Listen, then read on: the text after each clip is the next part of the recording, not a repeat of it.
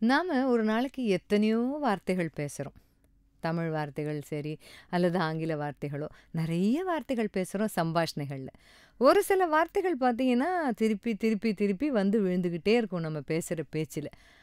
அந்த மாரி வர வார்த்தைகள நம்ம அவ்ளோ முக்கியத்துவம் குடுத்து பார்க்குறோமா? அதோட அதோட ஒரு முக்கியத்துவம் என்னன்னு யோசிச்சு பார்க்குறோமான்னா கிடையாது. அதெல்லாம் பேச்சு வழக்குல வர்றது தானே! அப்படின்னு சில வார்த்தைகள நாம எடுத்துப்போம். உதாரணமா சொல்லணும்னா, "பார்த்து போயிட்டு வா" அப்படின்னு ஒரு வார்த்தை. இத வந்து அன்றாட நாம எத்தனையோ முறை சொல்றோம். குழந்தை பள்ளிக்கூடத்துக்கு கிளம்புது. அம்மா என்ன சொல்வா? "பார்த்து போயிட்டு வா" அப்படின்னு சொல்லுவாங்க. அல்ல பள்ளிக்கூடத்துலேருந்து குழந்தை வந்துட்டு, "நான் வெளியில போய் விளையாடிட்டு வரட்டுமா?" அப்படின்னு கேட்கும். "பார்த்து விளையாடிட்டு வா, பார்த்து போயிட்டு வா" அப்படின்னு அம்மா சொல்வா. அதாவது பார்த்து போயிட்டு வா அந்த ஒரு ஜாக்கிரதை உணர்வு அந்த வார்த்தையில எப்பவுமே இருந்துட்டு இருக்கும். ஒரு அக்கறையும் அந்த வார்த்தையில எப்பவுமே இருக்கும். அலுவலகத்துக்கு போறாங்க வீட்ல இருக்கிறவங்க, "பார்த்து போயிட்டு வாங்க" அப்படின்னு சொல்லுவோம்.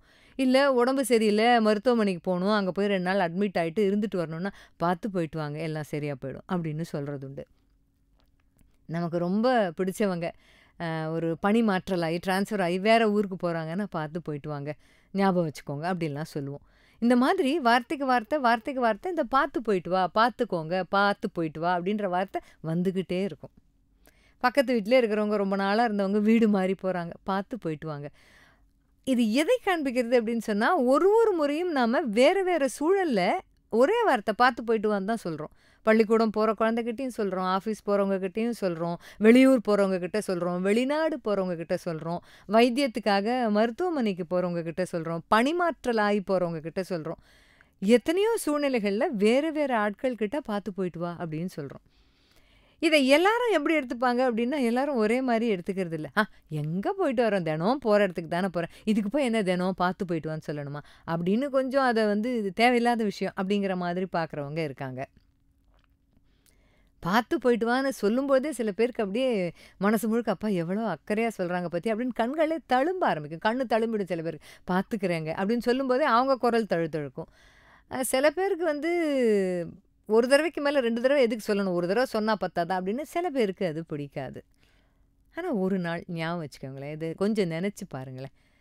இப்போ ஹாஸ்டல்ல எங்கேயோ தங்கியிருக்கிறோம். அல்லது நம்ம வெளியூர்ல போய் வீட்டெல்லாம் விட்டுட்டு தனியா நம்ம ஒரு அறை எடுத்து தங்கி வேலை பார்க்குறோம். இல்ல வெளிநாட்ல சொந்த பந்தங்களை எல்லாம் நாம விட்டுட்டு இருக்கோம். அல்லது மருத்துவமனையில வந்து பார்க்கறதுக்கு கூட யாரும் இல்லாம ஒரு நிலைமையில இருக்கோம்னு வச்சுக்கோங்களேன். அப்ப இந்த "பார்த்து போயிட்டு வா" அப்படிங்கிற வார்த்தை யாராவது சொல்ல மாட்டாங்களா அப்படின்னு மனசு ஏங்கும் தெரியுமா? இது நிச்சயம். இதை நம்ம கடந்து வரும்போது மட்டும் தான் புரியும். இந்த வார்த்தைக்கு இவ்வளவு ஒரு சக்தி இருக்கா? இந்த வார்த்தைக்குள்ள இவ்வளவு ஆழம் இருக்கா? இந்த வார்த்தை இவ்வளவு ஒரு முக்கியத்துவம் வாய்ந்ததா? கனம் வாய்ந்ததா? அக்கறை தோய்ந்ததா? அப்படின்றது அப்பதான் புரியும்.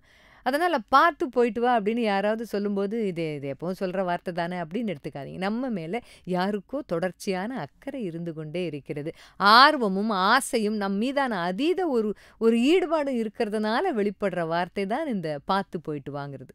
"பார்த்து போயிட்டு வா" அப்படின்ற வார்த்தையை சொல்வதற்கான ஆட்கள் உங்கள் வாழ்க்கையில் இருப்பார்களேயானால், உங்கள் வாழ்க்கை ஆசீர்வதிக்கப்பட்ட வாழ்க்கை.